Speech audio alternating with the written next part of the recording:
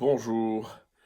En commentaire de la vidéo sur les hamsters qui visiblement a plu à beaucoup de monde, Isabelle a fait la remarque suivante qui est très pertinente, c'est que pour bien y arriver facilement, un scan du corps pouvait être efficace, et c'est vrai.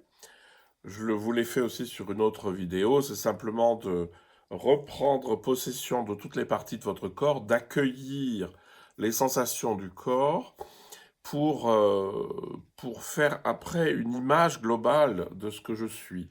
C'est-à-dire commencer, c'est l'exercice du puzzle, hein, commencer par aller voir comment la sensation qui vient du pied, puis la sensation qui vient du genou, etc.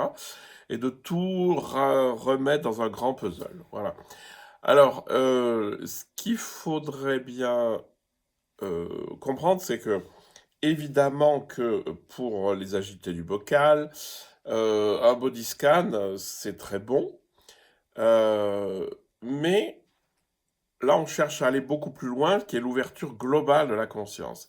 Et la seule chose que je peux te dire, c'est que le body scan ou le scan corporel, c'est un accès à la réalité, mais si on veut passer dans une conscience très large, en fait, il faut accueillir le monde dans son entièreté.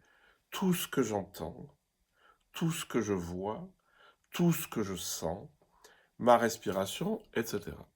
C'est-à-dire de ne pas se limiter à une pratique parce que par expérience, après on tient la pratique et puis finalement on ne va pas au fond et on continue à avoir les hamsters qui tournent.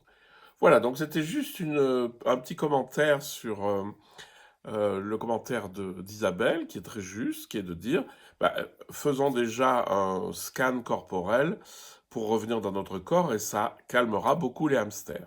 Mais si on veut aller plus loin, il faut accueillir le monde par tous les sens.